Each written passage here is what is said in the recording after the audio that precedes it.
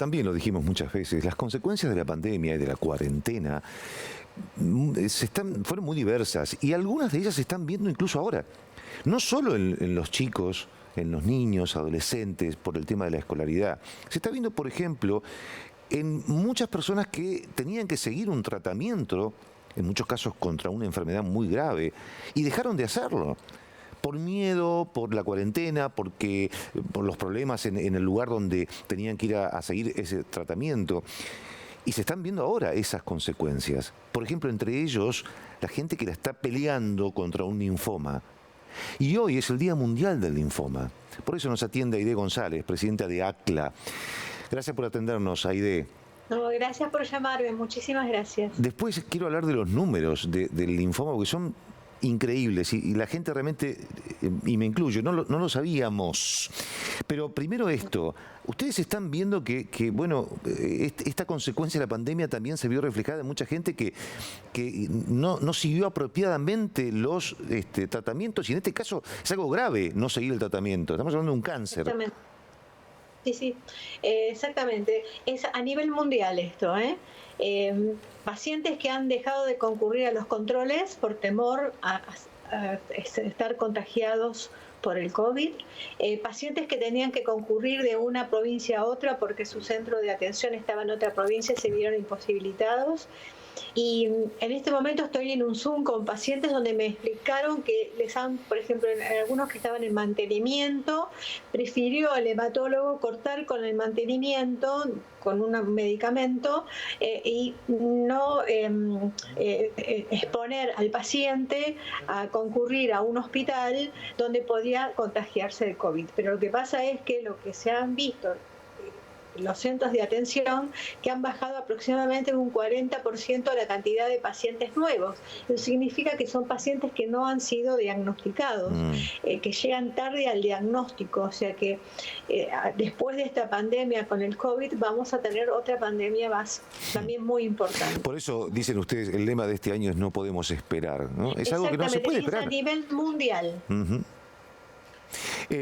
A ver, para entender un poco la gravedad de esto, estamos hablando de un cáncer que es curable si se lo agarra a tiempo. Sí, muchos tipos de linfomas son curables si uno tiene una detección temprana. Sobre todo el linfoma de Hodgkin tiene un 90% de tasa de curación. Y lo que pasa es que el 75% de la población desconoce cuáles son algunos de los síntomas más comunes. Tenemos estadísticas que se hicieron no solamente en nuestro país, sino en otros países, donde vemos que de entrada el 62% de los pacientes fueron mal diagnosticados, pacientes que tardaron mucho tiempo, más de 6 meses con los síntomas antes de concurrir al médico. Y bueno, como ya te dije de entrada, un diagnóstico precoz hace que un pronóstico sea mucho más favorable. Uno dice linfoma y automáticamente dice inflamación de los ganglios, pero algunos son palpables, otros no.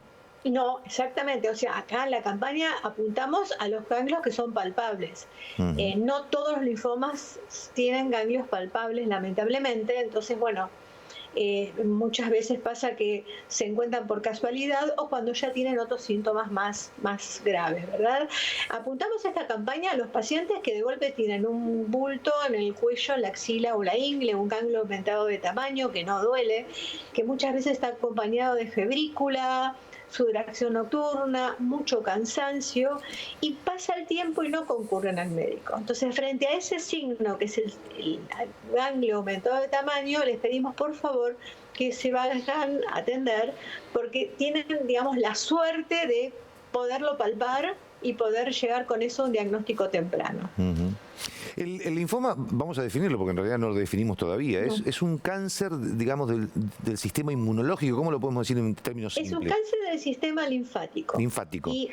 Y normalmente los pacientes no saben qué es o no escucharon nunca esa palabra, y sin embargo es la tercera causa de muerte por cáncer en los niños y es la quinta junto con las leucemias en los adultos. Entonces no estamos hablando de un cáncer de bajo incidencia. Claro. Y ahí voy a un par de números que me resultaron impactantes. Se diagnostican cada año 735.000 nuevos casos, pero otro que me impactó más, el 75% de los pacientes que fueron diagnosticados con linfoma no conocían siquiera los síntomas. ¿Por qué hay tanta desinformación de esto? No sé, todos estos números es a nivel mundial, no Sí, sí, por solamente en eso. Argentina. Sí. Y acá, en este momento, yo estoy en un Zoom con pacientes donde están dando testimonio y todos me dicen no sabía que era un linfoma. Personas que de golpe estaban en el área de salud, no eran médicos, por supuesto, desconocían que era un linfoma y tenían los síntomas y no se hacían ver. O sea que tenemos la psico-oncóloga con 2 papás médicos, tenía síntomas, no el ganglio aumentó de tamaño y tampoco se daban cuenta que podía ser un linfoma. Entonces, es una enfermedad que es, ¿cómo te podía explicar? Media complicada de diagnosticar, salvo que tengas el aumento de tamaño de un ganglio. Porque no hay pruebas de laboratorio específicas para detectar esto. No. Claro. En estadios más avanzados sí va a aparecer algún problema, pero si no, no hay algo específico. De ahí la importancia de esta jornada y de esta charla que estamos teniendo. Aide, vos sos presidenta de ACLA. ¿A qué se dedica ACLA? No solo a la difusión. Yo soy paciente también, fui diagnosticada en el año 2000. Lo mío, fíjate, fue un hallazgo, yo no tenía ningún síntoma y haciendo una ecografía de vesícula vieron que tenía una masa aumentada de tamaño en el mediastino, o sea, nada que ver, yo no tenía síntomas y fue un hallazgo. No tuve la suerte de tener un ganglio aumentado de tamaño, pero gracias a Dios hice tratamiento de 6 meses y estoy en remisión. Eso fue en el año 2000. En el año 2005, junto a otros pacientes y a la doctora María Virginia Prates, formamos la Asociación Civil Linfomas Argentina para dar información, orientación y contención a todos los pacientes con linfoma, porque realmente, por lo menos cuando yo fui diagnosticada, no existían las redes sociales. Si el paciente se sentía muy solo, lo que hacía era googlear y por supuesto uno está en estado de shock y entendés cualquier cosa, sobre todo esta enfermedad que es muy complicada. Entonces, junto con la doctora Prates, armamos todo un librito donde se explicaba bien qué eran los linfomas, cómo se cuidaba, y después a partir de ahí empezamos a hacer otras acciones, como estas campañas de concientización, talleres de información todos los meses, apoyo emocional con una psico-oncóloga, y bueno, tratamos de acompañar al paciente en todo su tratamiento en cuanto a la información, en cuanto a sus derechos, y pertenecemos a la Lymphoma Coalition, y gracias a que en el 2019 nos dieron el premio como la organización que más había trabajado en la defensa de los pacientes con linfoma. Entre 64 países fuimos elegidos nosotros. Wow. Así que, bueno, sí. Y de hecho hay muchísima información en la página de ustedes, donde por ahí uno se imagina gente que está mirando esto y bueno, quiere más información o tiene algún tipo de sospecha, podría arrancar, por ejemplo, entrando en la página de ustedes, comunicándose con ustedes. Sí, exactamente. Mira, tenemos la página y aparte tenemos un canal de YouTube que se llama Asociación Linfomas Argentina, donde están todas las charlas de los hematólogos que todos los meses dan con los diferentes tipos de linfoma. Hay conversatorios entre médicos, hematólogos y pacientes. Entonces, los pacientes le hacen preguntas, charlas con las enfermeras donde nos brindan cuáles son los cuidados que deben tener durante la quimioterapia, y también todos los meses damos apoyo emocional con nuestra psico-oncóloga. Así que sí, los invitamos a entrar, ya te digo, al canal de YouTube, a nuestra página web, al grupo de Linfomas Argentina de Facebook, somos más de 5.000 personas, y es una forma, digamos, de estar conectados, primero para nosotros saber cuál es la problemática del paciente en la Argentina. Es muy importante eso, y al mismo tiempo ayudar al paciente mientras está en tratamiento, ¿verdad?